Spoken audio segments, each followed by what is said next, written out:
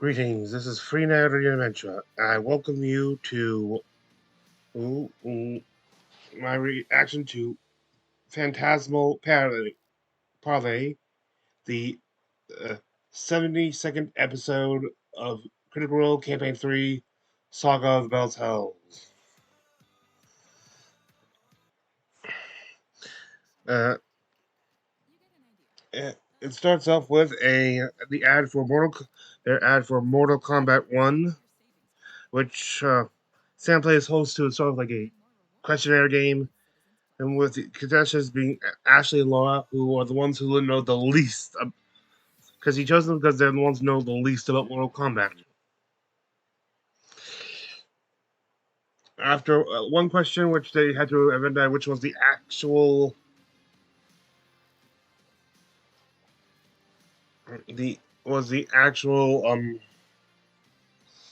Mortal Kombat character, one which they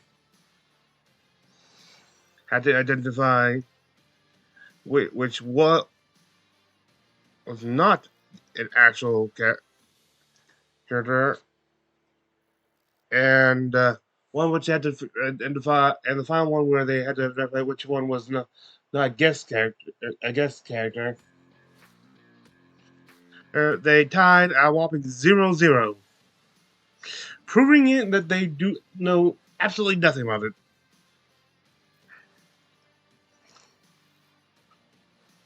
And then they told us not to forget to look up, to check out their Mortal Kombat one shot on Tuesday, September 19th. I'll get back to that one eventually. I'm catching up with the other turtle also. For the moment, I am skipping over the recap. Mm-hmm. Uh,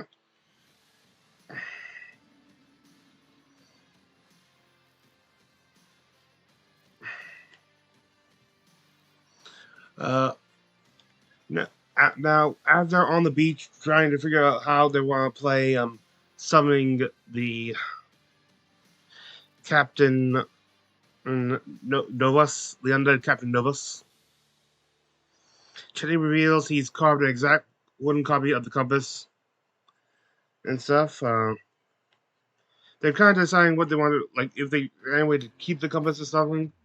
They even suggest putting it in the portable hole and showing them some sort of replica, like a minor illusion set, to prove that they have it once they use it to summon him. As if the fact that he was summoned with it wasn't enough.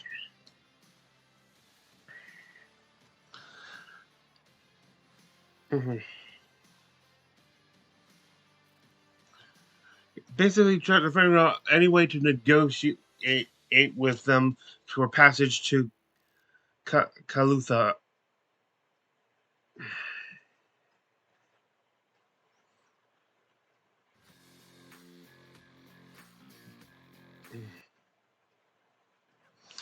But when they bring up the fact that they could always put the compass in the portable hole, they had reminded they still need to clean out that hole.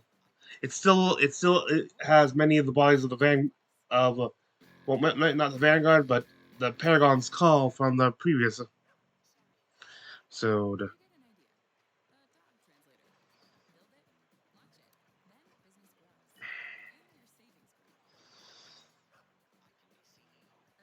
They talk about review what they know about the compasses, like that they're more that they're more inclined to an island rather than to the north, as knowing which way north does not help you figure out your exact position on a standard, does not help actually locate islands who move. Basically they're log posts. At one point, they're talking about what the more negotiation tactics, and when they do ask what is currency for ghosts, and a lot of just looks at them say closure. They examine the compass more. They figure it was originally a regular compass before it was enchanted for its special properties.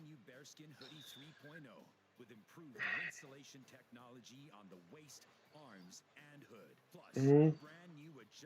rubber cuffs to block the wind. Double time. Finally, a functional hoodie you can actually. You're seeing this video because we want to offer you. They decide to also try to get information off of the bodies of the Paragon Skull they have.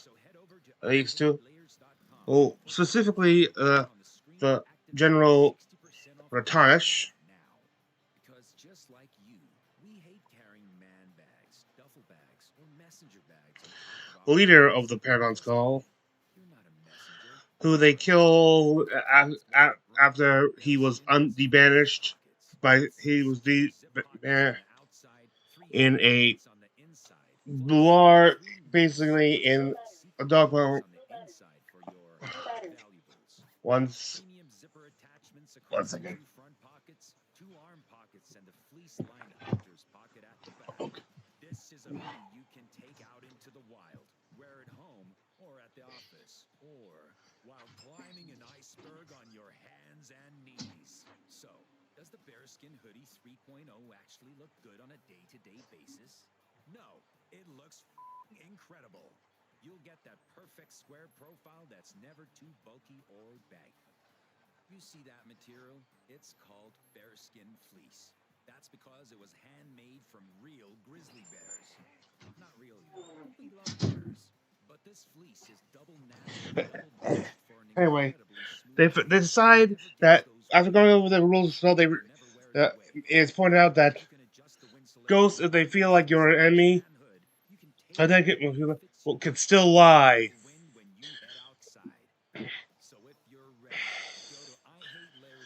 And they talk about perhaps using whatever clothes they have left from their scuffles with the Ruby Vanguard to disguise themselves. With Imogen perhaps being disguised as her mother, Liana. And they start with the druid, who is confirmed. I guess I'm just part where they confirmed he was dead, but there. And they cast Speak with Dead. They just since they don't have anything, it was only Imogen out there. They asked, "Where is Oda Thul?" And it revealed that she's remained guarding the Malleus key.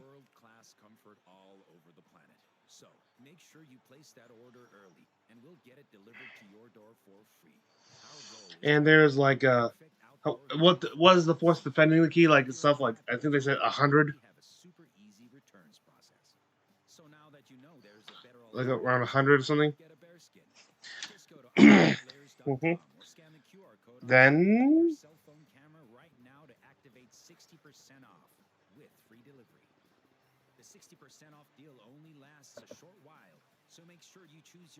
the defense is up. I don't know why. How much time left? It's a good one too.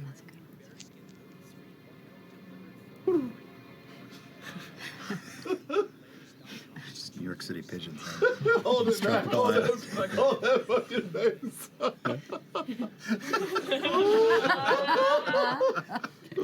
Tears start coming. And how much time until we strike? The dead person's confused. I don't know. Okay, good. Was that 3 questions? That was 4. Okay.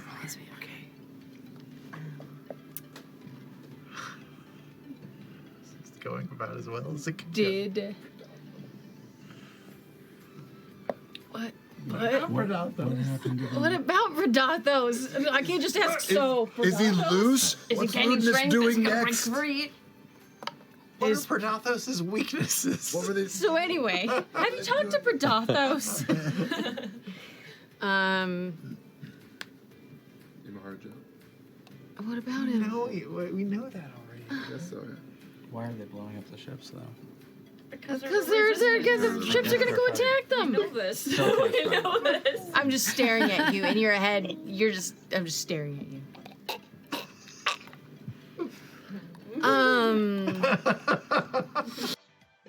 Anyway,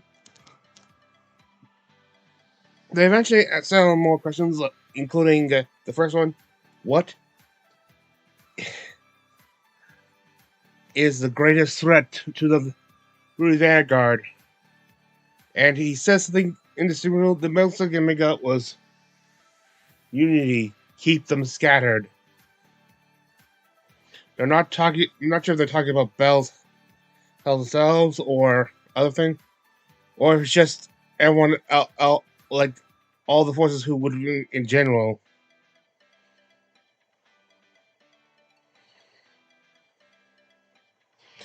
After that, the spell ends,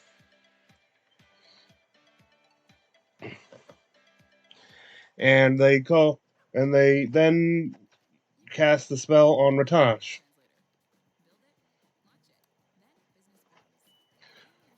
Basically, putting up more of an act, like basically saying like you failed, like prove to us how that you're answer questions. Prove to us that you are worth reviving.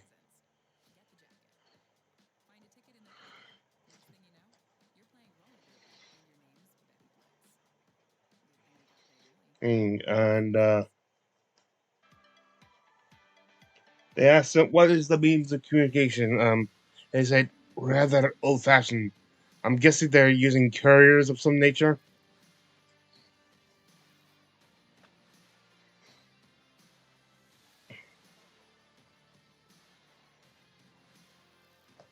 Okay.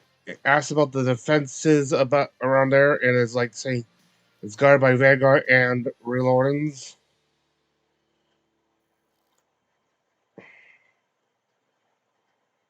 So there are now Relorans from Rudis at the site.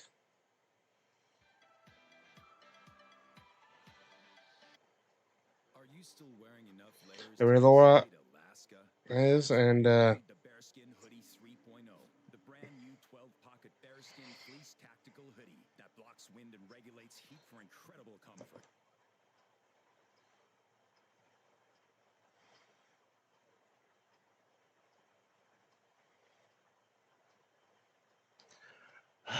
silence. Anyway.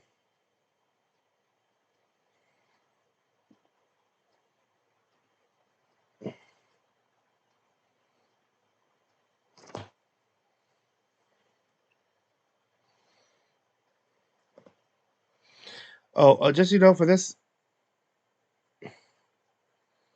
episode, for most of it, I did not have. I was having problems with the wiki page, so I was trying to take notes on this. Got to a point where it's clearly taking too many notes, so. Anyway.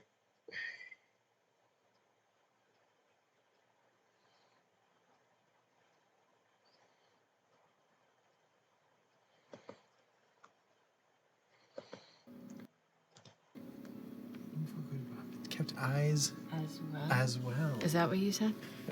Okay. That's another Western. No! Oh no! I didn't catch the first I didn't bit. hear the first part he said either. Oh, it's That was the worst. it was the soldiers. The soldiers have been moved as you've requested. Oh, So, great. Good. That was defenses. We got secret entrances, maybe, or something about unity, specifically specifying who we're trying to keep ununited. God damn it. Trying to figure out. the Empire siblings. You were in charge of keeping rebellions down, yes? Oh, that was question shit. Oh, fuck! Partially. Wait, Percy, is it going to elaborate? No, he's not. Yeah. You only have two questions left and three questions left and two asked. It's like Curb Your Enthusiasm. There we go. Okay. Oh, crap. Shit! And then the monk and the wizard.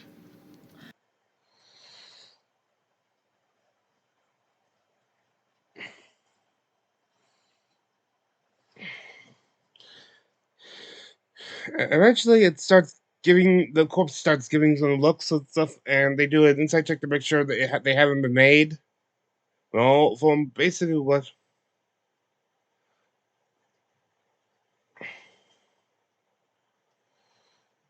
it sounds like, seemed like the jig was up.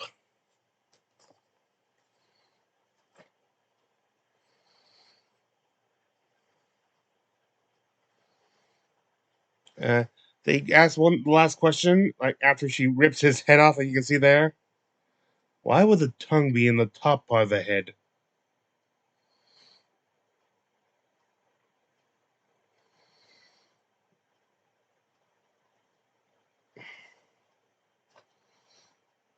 Mm,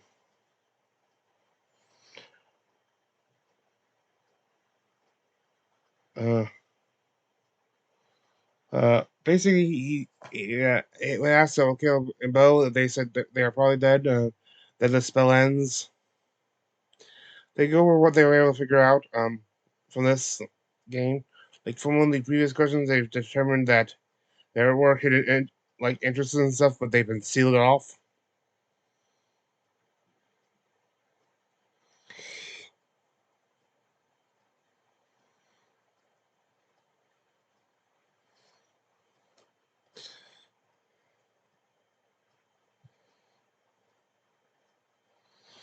Anyway, Ashton ends up taking care of the bodies.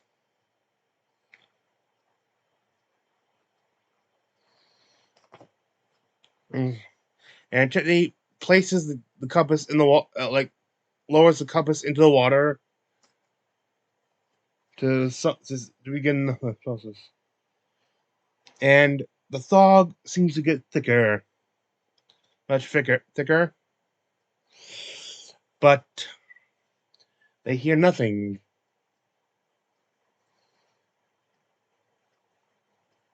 However, as they look, they start to see a ship appear with shadowy shapes moving aboard it. As the ship goes closer, they hear splashes of things entering the water.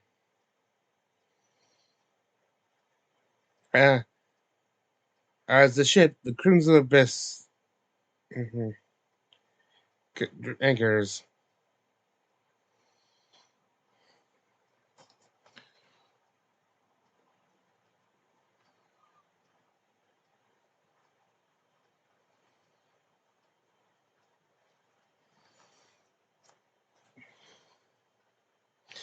I didn't. God's sakes.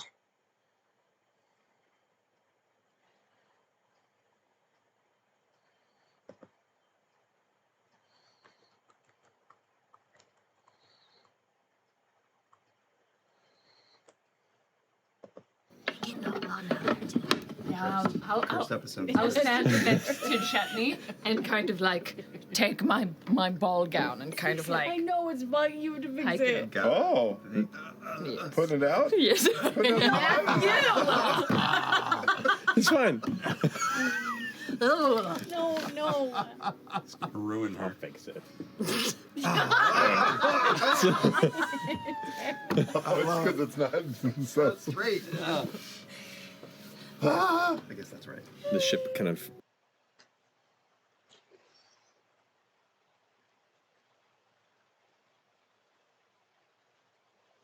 They could see those who are approaching, wading through the water. They are skeletal in appearance. The mist and stuff, blue light in their eyes. Some of them.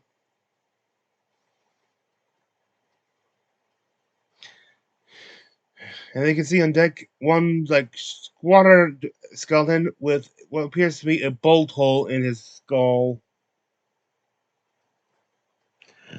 which we can assume from that wound based on the vision Chetney had is Captain Urlu Novus.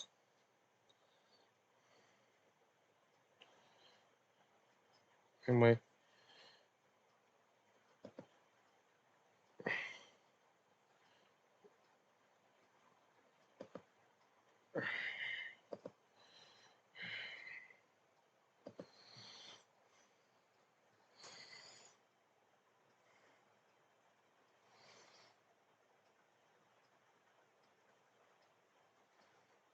there, and he gives a command.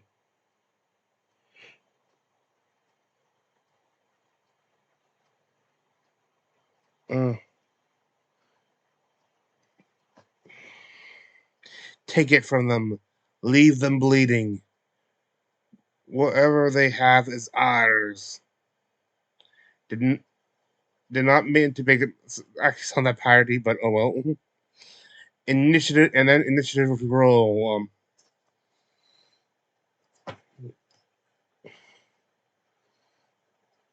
Oh frick! I forget this. Wait.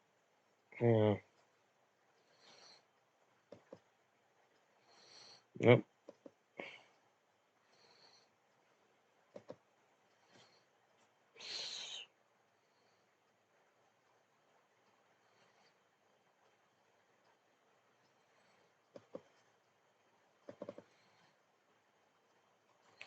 Okay. Here we go. What's the sec? Yeah. Um.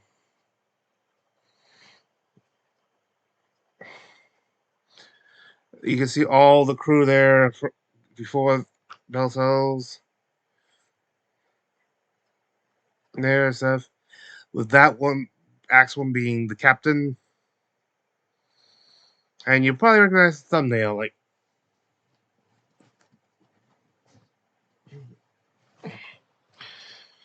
I say for other games, they have the coolest toys.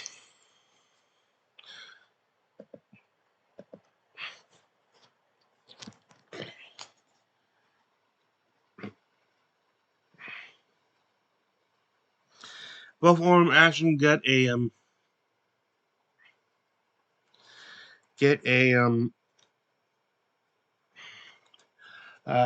21.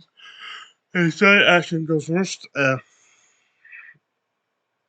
Lana gets 16. Imogen, so Chetty gets a 17.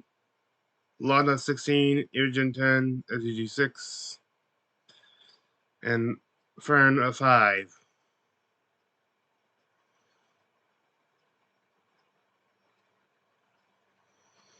There.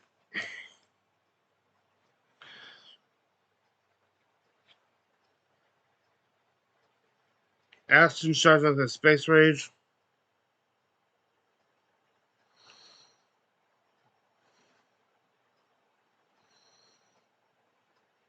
And he and Orm, I think, going by Fern and stuff. I think he uses the bait and switch to also up her AC by 5. And they both lay into 2 skeletons. Orm actually managed to take, seemingly, to down one.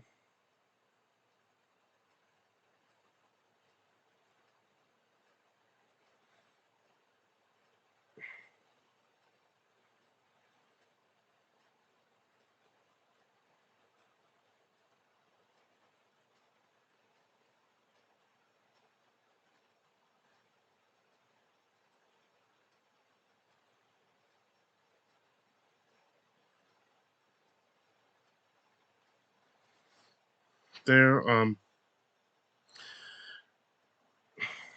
let's see.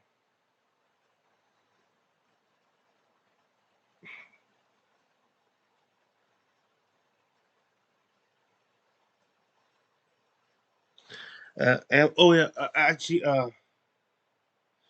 yeah, no, so Ashton manages to take one out and uses a violent gateway to flank the pirates.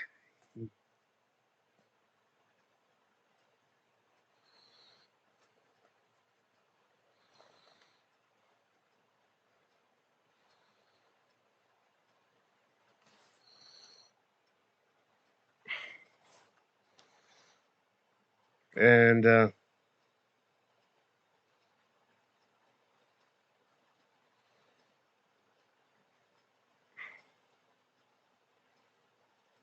then you hear from the captain saying, "Don't stop till you take what is mine." And then the water starts, and an area starts swirling into a whirlpool.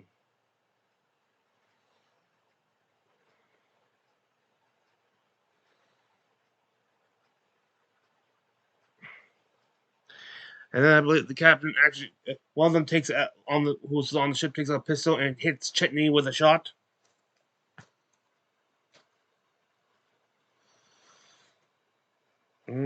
Shot.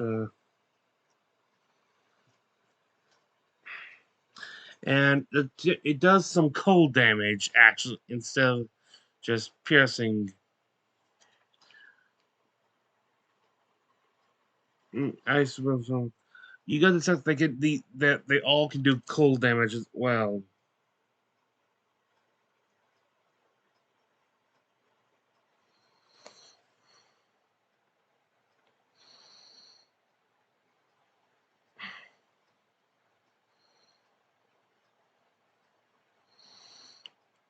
Uh,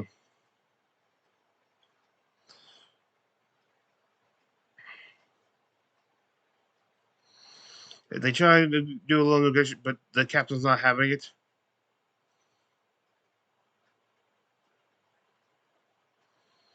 They don't leave. So they say we don't leave survivors. Chetney goes into this wolf form. Lana enters her form of dread and meet, which in this case seems to be start in the process of reverting back to her original, more widow ghost, like dark, like ring girl thing, or dark thing, like it's half tree, half that, and with a few barnacles given their location, their current location.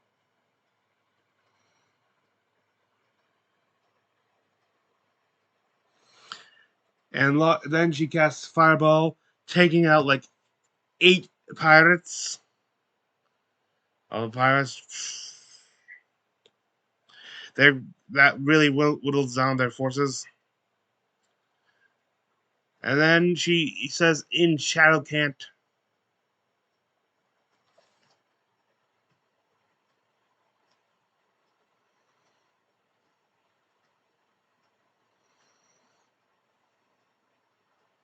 sure you don't want to make a deal? And managed to roll a nat 20 persuasion, which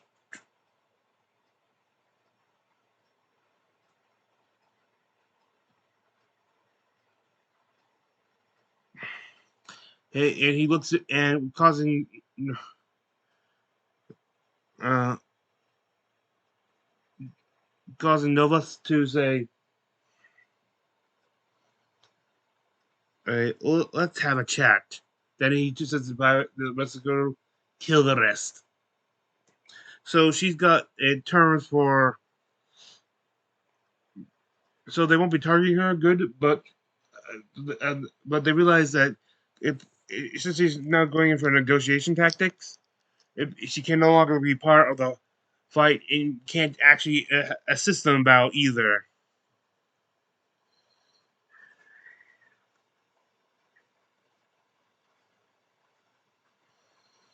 And the captain holds his action for just a pace a while, but he does use a bonus action to command one of his to make like a command to his troops.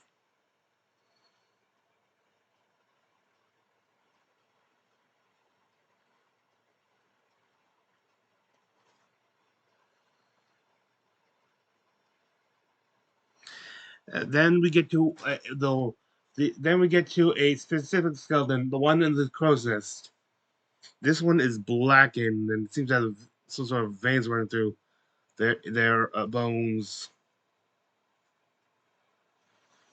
And this one is armed with a heavy crossbow.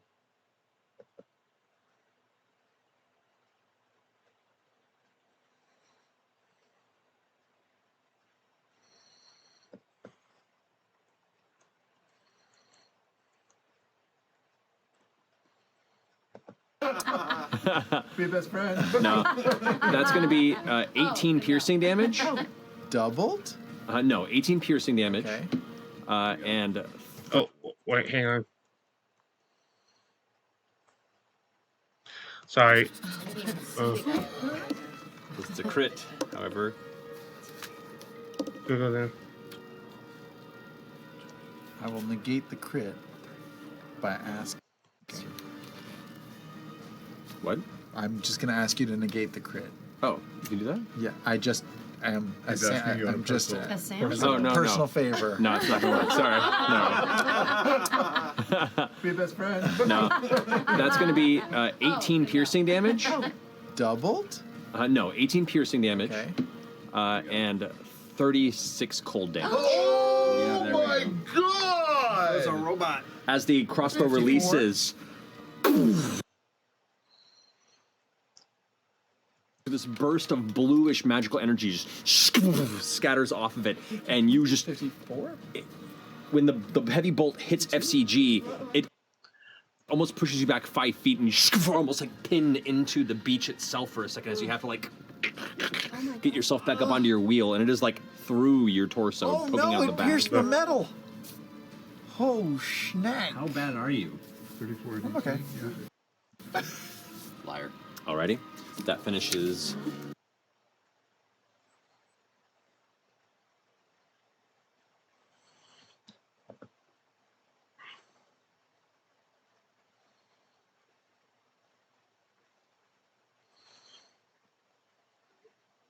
And then after that heavy hit,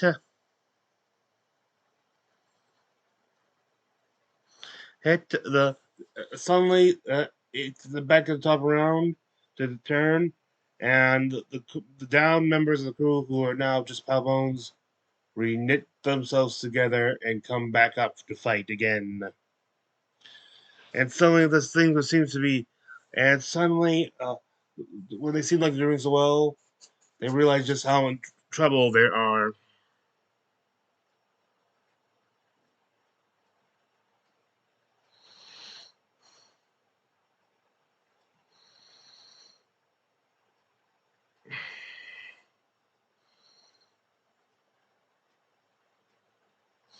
And then they rush forward and start to surround the party.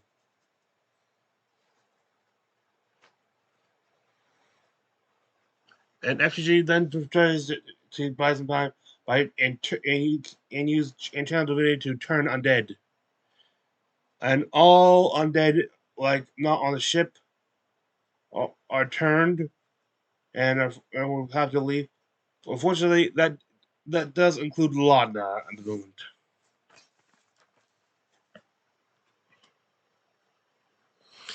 F.C.G quickly takes a health potion, though only gets him 7 hit points back.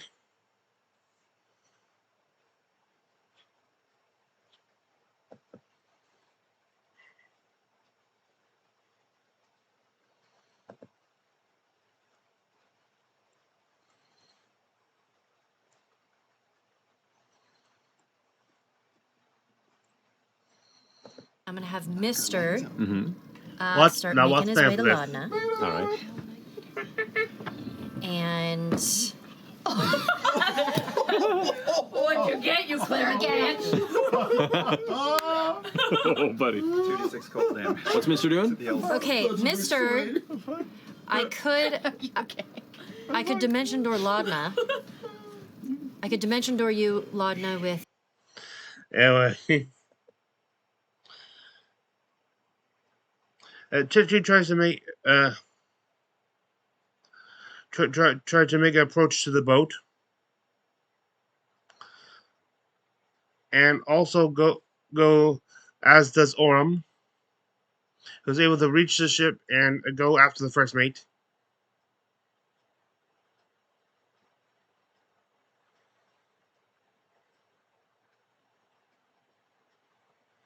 Uh, Ashton just gives Lana a little goes up along and gives her a little slap to bring her out of the channel divinity, but she pretends to still be under it just to help with her case. Like I'm like you.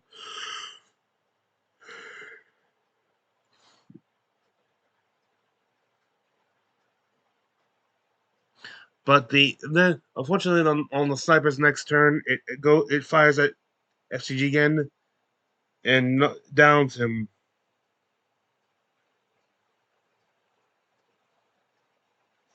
Oh wait, there's something.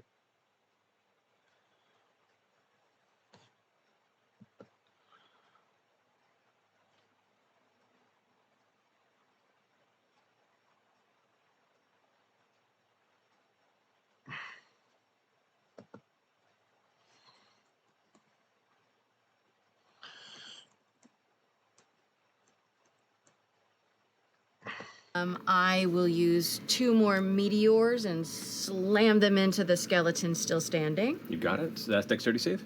Yes. I didn't get that. You sure? Yeah, I'm It's a gonna use dexterity dexterity save. That's a 10 failure. And Anyway, okay, then the F.C.G is down. And thankfully, for immediately on her next turn,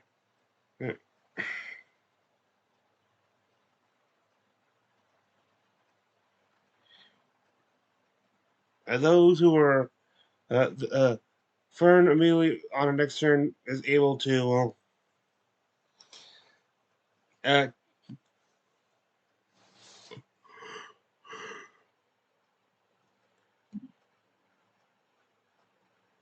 a and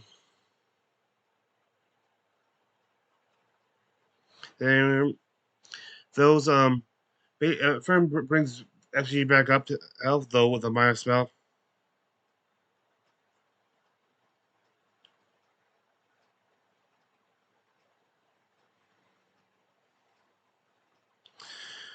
Attack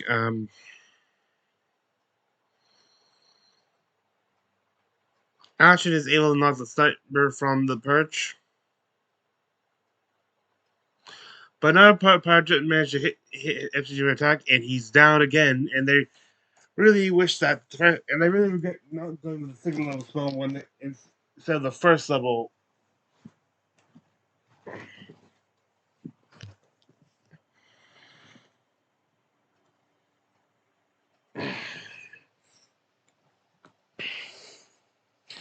Let's see. And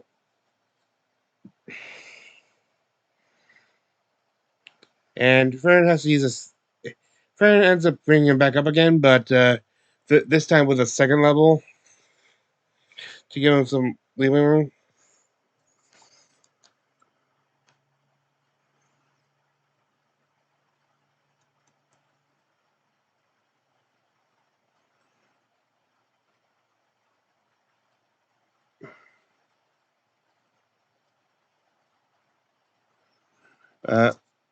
Lana uses Spire Climb to quicken spell Spire Climb to dash up to up to him.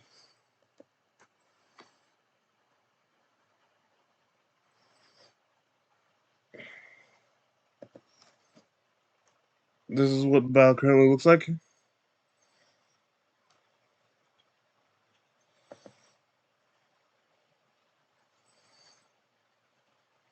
And then they attempt a negotiation, a parley.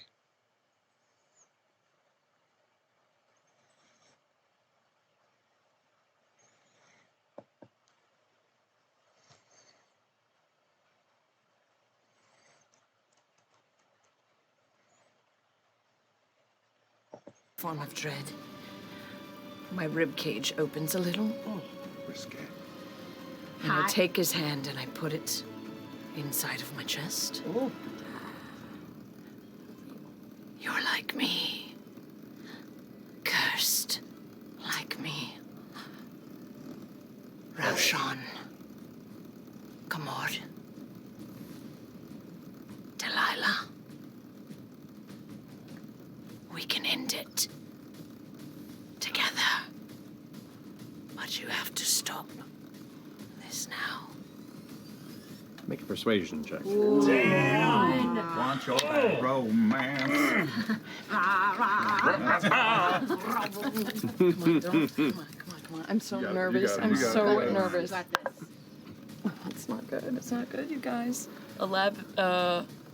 9. Guidance. He withdraws his hand. I chose this curse. The Strife Emperor gave me renewed fury. What is Streifenber? The Strife Emperor. The Strife Emperor. So, what else do you offer aside from returning what's mine and the lives of your compatriots? Wait, what was the first part? What Please. else do you offer besides returning what's his in the life? That's going to finish your turn. You spend the rest of your turn trying to understand what his. No, not Pate, no. It's now the captain's turn. Consonants, please. The captain is still engaged in this conversation, so he'll spend his turn continuing the parlay. So get up, get up. Come on, fighter, What get else? back What in else the do you have to ring. offer? What else do you have to offer? What else? And he's like looking up at you, by the way. He's like a squat dwarf skeleton with the like burning blue energy of the eyes, and it's just like, Bullshit roll. All right. DT sucks. Oh, wait, are we still talking? Are we yeah, still talking? he's taking his turn to continue the parlay. He's taking his turn to continue the parlay. Oh my god. He's taking his turn to continue the parlay. He's taking his turn. He's taking his turn. What else do you have? He's taking his turn. He's taking his turn. He's taking his turn. Getting very musical. Okay. Follow me out of All the right. crowd. Follow me. I'm going to. And then he decides to sweeten the pot. Or sweeten the deal. And offers not only to return the compass, but then it's showing a minor illusion. She offers not just the compass, but the sword Grass Cha.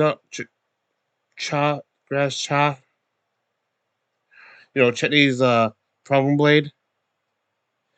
Claiming he has the strength of 100 holy men and radiant abilities.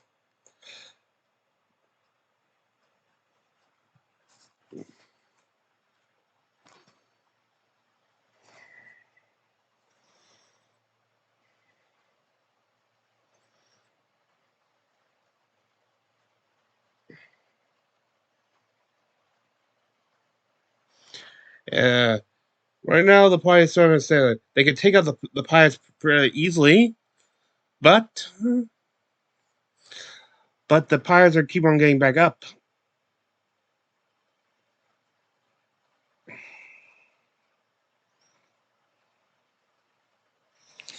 And because of the extra ice damage and stuff and some girl, they are Bell Cells is taking some serious damage, so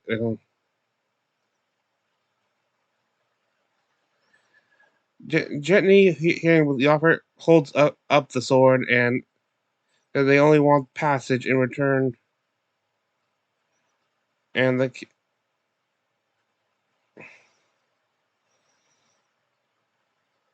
he demands both of them and says they try to negotiate like a return, like the compass now, the sword later. But he said, "Hmm." But Chetney, eventually they decide that Chetney reluctantly hands over the sword as almost as reluctant as the sword is to leave, but they give him and the parley is successful. Break, and then the episode breaks for. There is the ad for Mortal Kombat 1.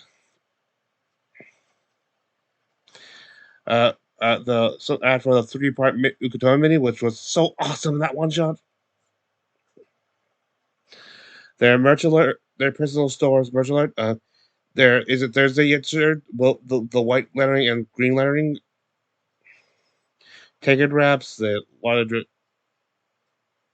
and everything else, the stuff we already know. They brief advertisements for their appearances at various Comic Cons. Intro to Candela Obscura, Eye for an Eye, original soundtrack. Trailer for Myth Season 2, a short one. It ends with basically the fake unboxing trip, the unboxing crit subscription video.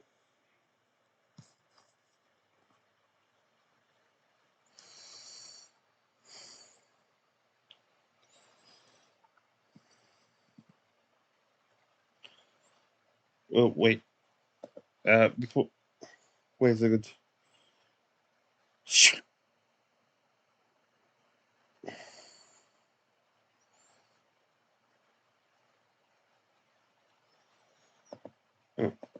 Two.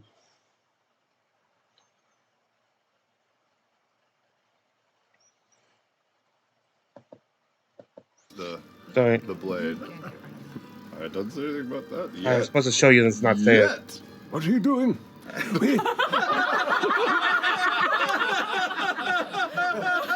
We are bonded, you and I. Don't make this harder than it has to be. No destiny before you. We'll see each other again. Time cannot separate us. Death is but a door. The captain grasps the handle of the blade and And that's what the Bible was doing.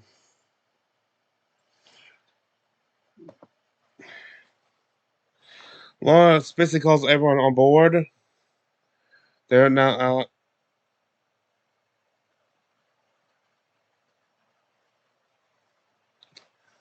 The party joins the now fully healed skeletons, like aboard the Crimson Mist, and they make introductions. And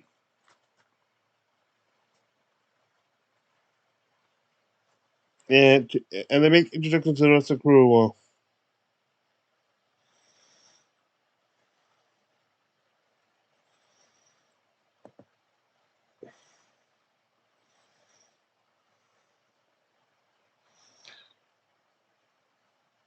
Hang on.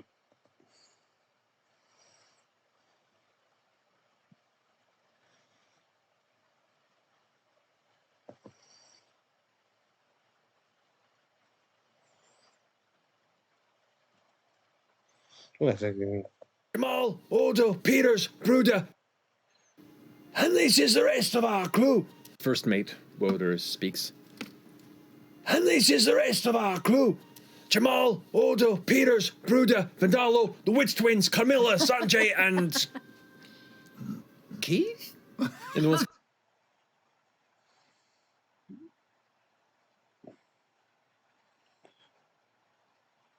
the Matt goes, I've been with you for 100 years. It's Kyle. Is that the little guy? Yeah.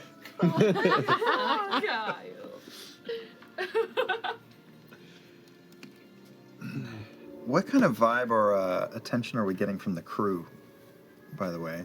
A bunch of, like, kind of slightly... Okay, anyway.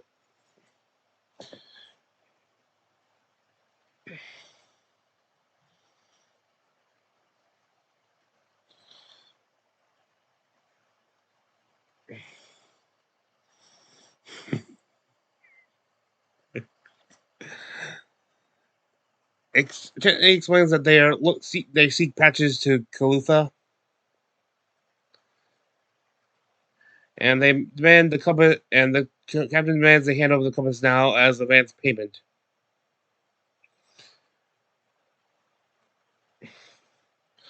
After Laudna's failed intimidation, he's a freaking pirate.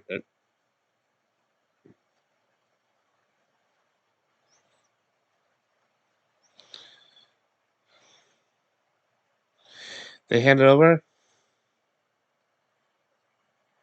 and the captain explains that what he's really not—he's not been looking for, ever since he became they became the crew. What he has been searching for is not gold or treasure or riches, but his personal effects from life, like what his personal belongings.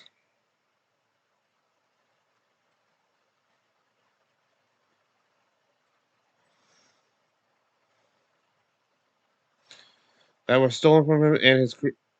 Basically, they're looking for what was theirs in life.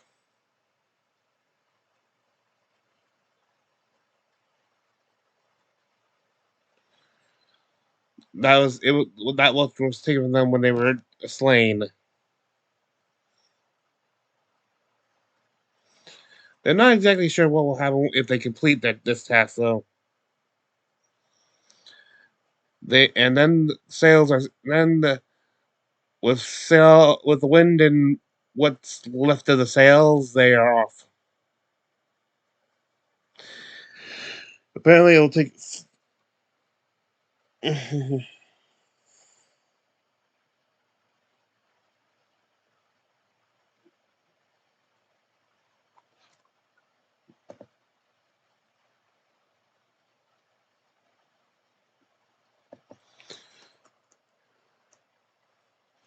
Can tell them. Oh, yeah. It was also Cheese whiz is pretty good. Mouth right.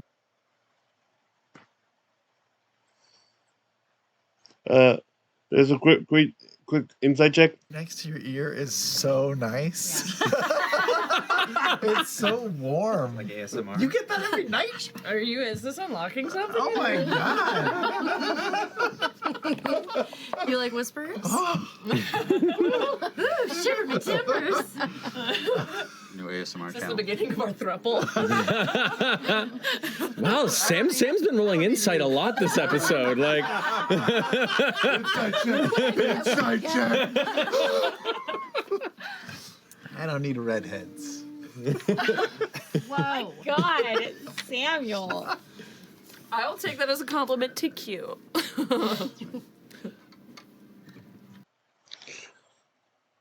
They say it'll take 3 days.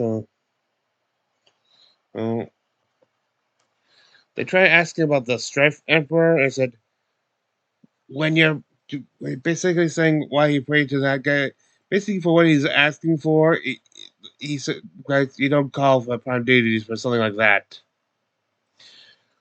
I'm trying to remember who the Strife Emperor is. I know they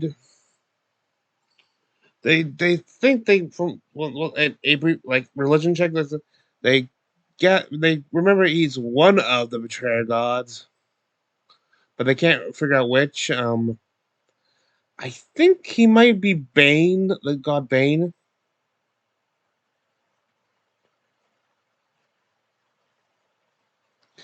And no, just frick. I do ask, like, well, with the current threat to the gods, is if something were to happen to the Strife Emperor, what would happen to you? He said, don't know.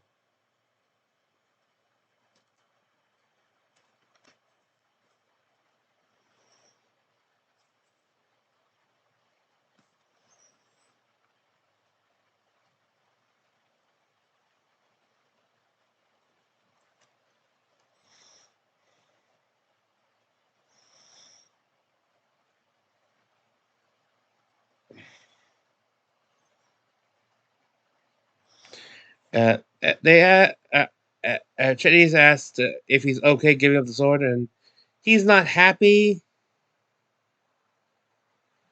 He's not happy with it, but he felt it was duty to sacrifice for the good.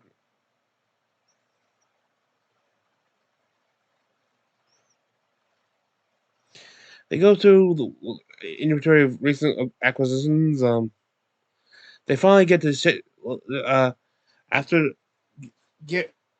After returning to his special lens, F.C.G managed to identify on those nice boots they have on and find out they are boots of speed. Clicking them to their required movement and clicking them together will double your walking movement. It's not everything, and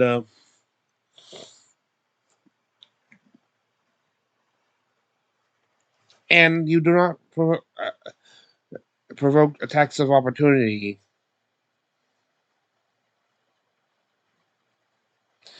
Both actors and Chetney won them, but 2 30-year-old action won. And eventually, Ashton also decides to make a trade, like his the boots of speed for the ring of temporal salvation.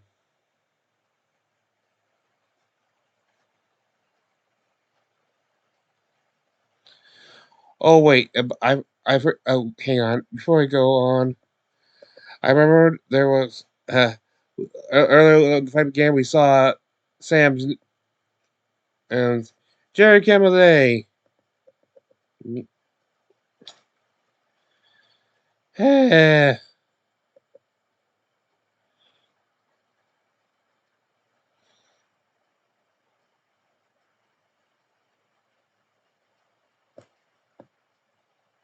What the?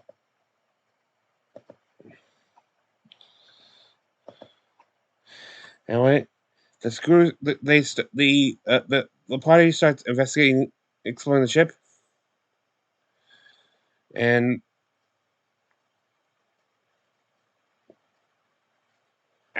Ashton goes to Cronus and talks to the navigator Cyrilia, who only has one eye.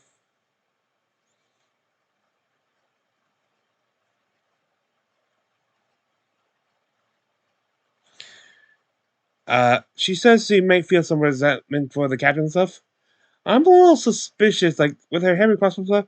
I personally have a suspicion she may have been the one who took out the captain in the first place.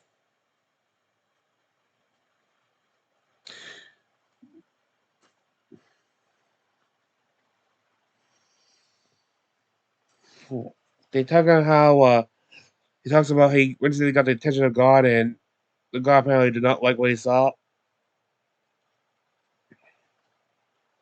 So he decides he's probably not gonna like him right back. The gods right back.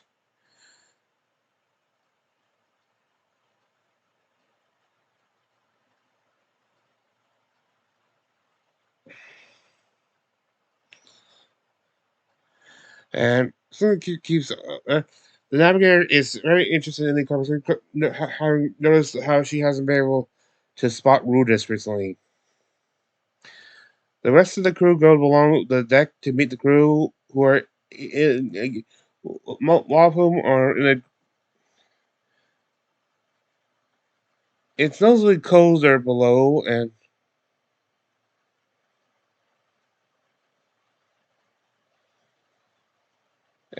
the crew is very tight-lipped about their thoughts about the captain or whether or not they're happy. Yeah.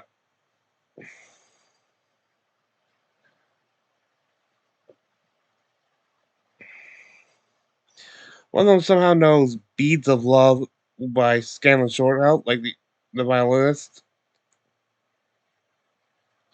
because they heard some music playing, and they found out that there are no cannons aboard.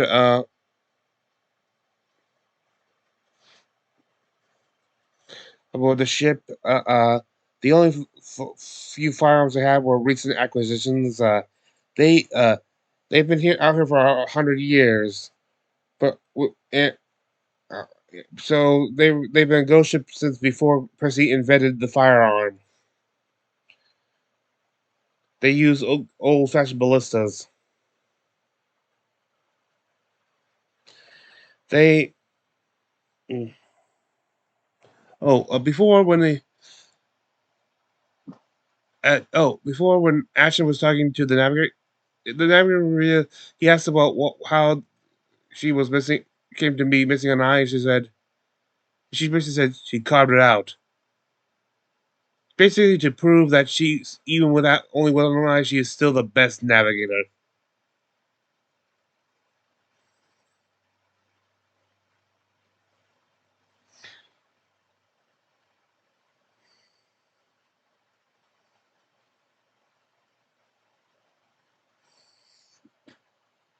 Uh, well, they do find one of them sort of in a napping thing, which is to say that they're just collapsed in a pile while started taking a nap. I think this was it was they actually said it was actually Kyle.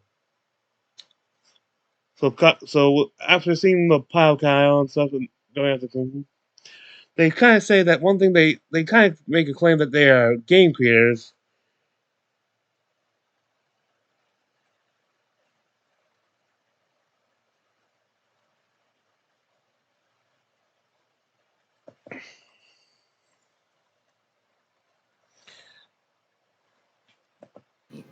Us.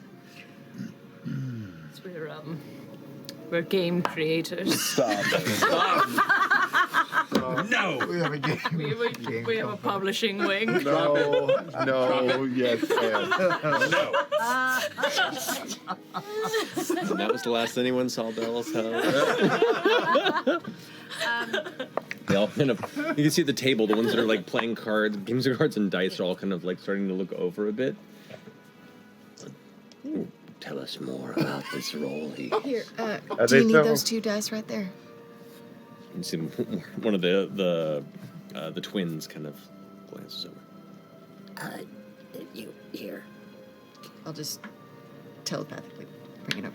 They all kind of Telepathically, telekinetically. Telemarketing. Tell it. Here, take one of your dice. I'll show you how it works. Oh, the dice that they have on board here are D20s? Yeah. Okay.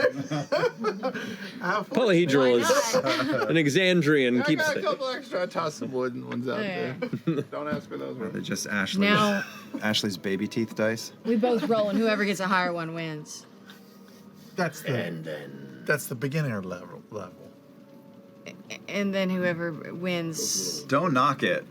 I think you need to play it to fully appreciate. Right. Rollies.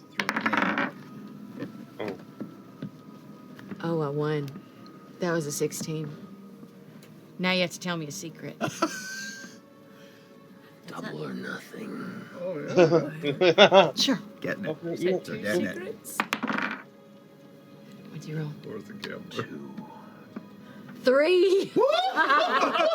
Isn't it exciting? It's fun. Triple or nothing. The skeleton's like, hold on, Rhoda. Like, No, I'm getting this roll. I'm getting this rolly. Roll. You can do a variation Telling of me the a game. secret. I won.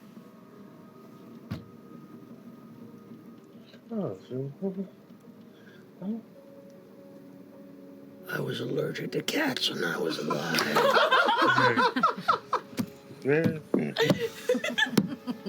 I'm sorry about that. It must have been hard. Ask him if he was allergic to ghost cats. Now roll. Oh. My powers to throw the game. 3. Oh, I win. Rollies. Good job. Tell me your secrets. That pulls off the original way well. When I was little, I saw a bug. It was crawling up a set of stairs. And it was... Oh no. I'm taking the dead one over there.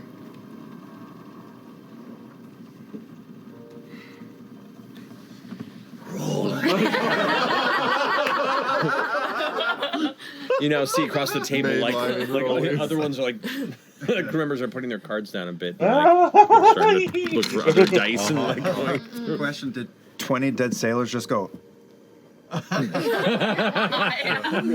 20 dead sailors just go. It took a minute for the eye lines to connect. They. Usually, yeah.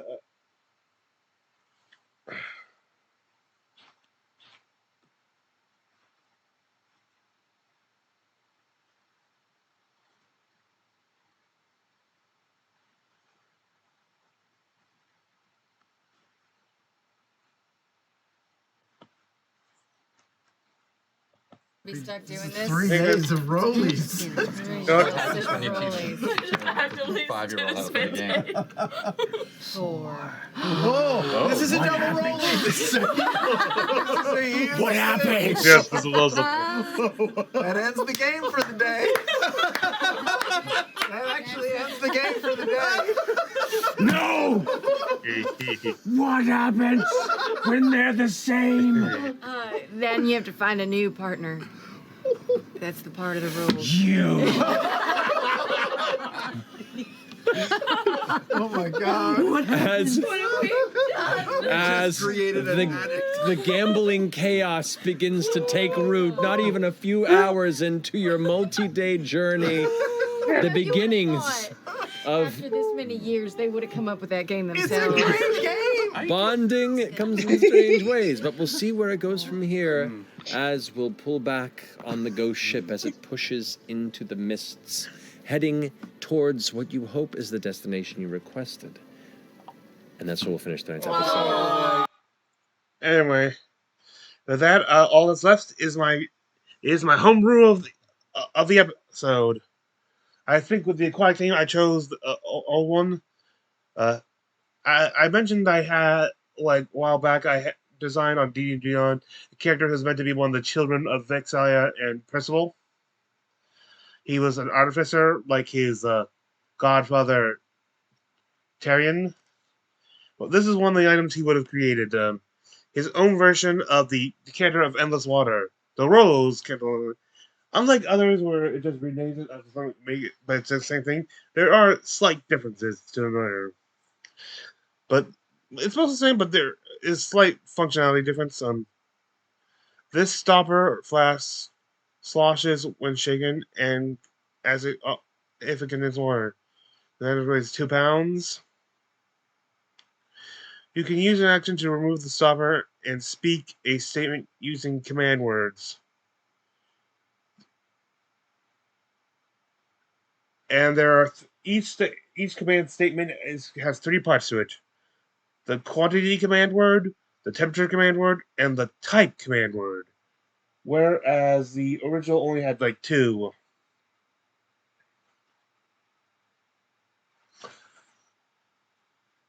It basically has more options. This version has more options. Calling command words are produces a quart of 1 quart of water. Stream produces a gallon of water. Fountain produces 5 gallons. And geyser produces like 30 gallons of water that gushes forth in a geyser 30 feet long and 1 foot wide.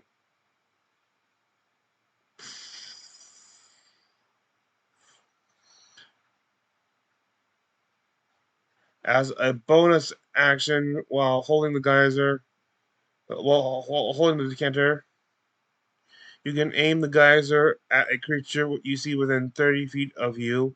Target must succeed in a DC 13 strength save now, or take 1d4 bludgeoning damage and fall prone.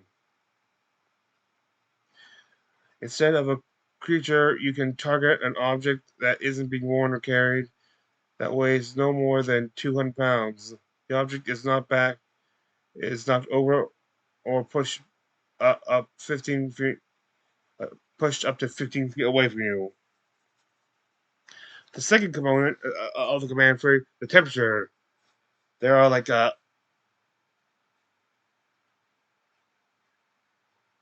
5 settings. Frigid. The water is between 0 and 20 degrees, like degrees Celsius specifically. That is just, which basically it's just short of being ice. Cool. The water is between 20 and 40, like a good drink. Lukewarm. The water is between 40 degrees Celsius and 60 degrees Celsius. Warm. The water is between 60 and 8 so far. And finally, between 80 and 100 degrees Celsius, you have scalding. This is the type you'll probably want to use when using Geyser as an offensive move.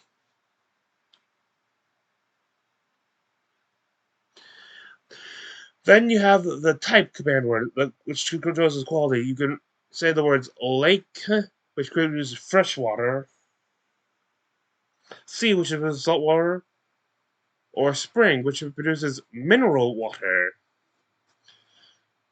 The water stops pouring at the start of your next turn. And with that, this episode is done. I thank you for joining me. This is Free Night Rematcha, and I wish thee good fortune on the quest of life.